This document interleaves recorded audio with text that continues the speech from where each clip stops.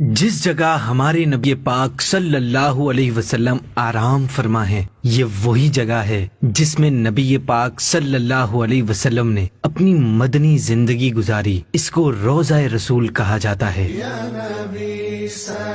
آقا نے اس دنیا سے پردہ فرمانے کے بعد روضہ مبارک کے گرد چار دیواری کر دی گئی، جسے سب سے پہلے حضرت عمر فاروق رضی اللہ تعالی عنہ نے بنوایا۔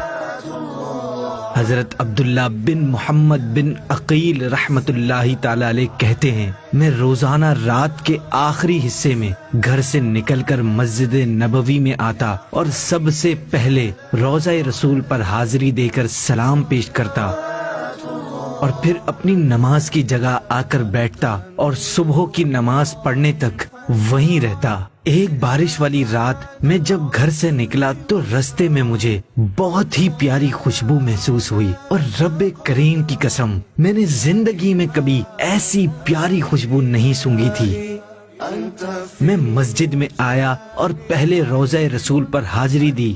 دیکھا تو حجرہ مبارکہ کی دیوار گری ہوئی تھی۔ میں اندر داخل ہوا اور نبی کریم صلی اللہ علیہ وسلم کی بارگاہ میں سلام پیش کیا اور کچھ دیر وہیں رکا رہا۔ تھوڑی دیر میں حضرت عمر بن عبدالعزیز رحمت اللہ تعالی علیہ بھی تشریف لے آئے۔ ان کے حکم سے اس وقت قبر انور پر ایک قبطی کپڑے سے پردہ ڈال دیا گیا۔ صبح ہوئی تو حضرت عمر بن عبدالعزیز نے ایک مستری کو بلایا اور حجرہ مبارکہ کی دیوار بنوا دی۔ عباسی خلیفہ متوکل نے روضہ اقدس میں سنگ مرمر کا فرش بچھایا، اور ان کے بعد پھر عباسی خلیفہ المقتفی نے ان تعمیرات میں مزید اضافہ کرتے ہوئے حجرہ رسول کے آس پاس نئے سرے سے سنگ مرمر بچھوایا۔ سندل اور آبنوس کی لکڑی کی خوبصورت کھڑکیاں روضہ رسول پر لگوائیں۔ اس کے ساتھ ساتھ شفاف اور چمکدار پتھروں سے حرم نبوی کو سجایا۔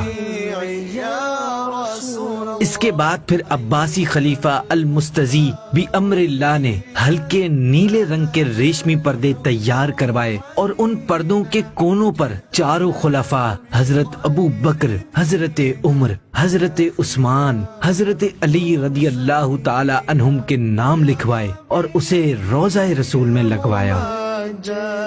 اس کے بعد حاکم ابو الحجائی نے باریک سفید مصری کپڑے سے بنا پردہ ڈالا، جس پر لال اور زرد رنگ کی ریشم سے نقش و نگار اور یاسین شریف تحریر کی گئی تھی۔ پھر 668 ہجری میں سلطان رکن الدین بے برس نے سب سے پہلے روضہ رسول کے ارد گرد جالیاں لگوائیں، اور آگے چل کر 678 ہجری میں سلطان منصور قلاوون صالح نے اس عمارت پر گنبد کی تعمیر کروائی، اور اس کے بعد 881 ہجری میں سلطان اشرف نے روضہ رسول پر گنبد کو اثر نو تعمیر کروایا۔ اس کے بعد آنے والے مسلمان سلاطین اور بالخصوص ترک بادشاہوں نے حسن اہتمام اور تمام تر دل نوازیوں کے ساتھ مسجد نبوی کی تعمیرات تو کروائی، مگر روضہ رسول کی تعمیر وہی رہی۔ 1233 ہجری میں عثمانی خلیفہ محمود خان بن عبد الحمید نے کسی ضرورت کی وجہ سے سلطان اشرف کا بنوایا ہوا گنبد شریف شہید کروا کر دوبارہ گنبد تعمیر کرایا۔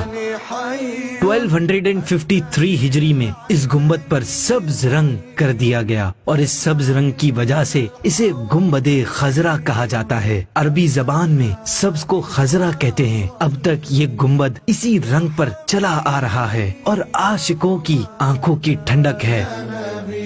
اللہ پاک ہمیں ہر سال حضور صلی اللہ علیہ وسلم کی بارگاہ میں حاضر ہو کر صلاۃ و سلام پڑھنے اور گنبد خضرا کی زیارت کرنے کی سعادت نصیب فرمائے، آمین۔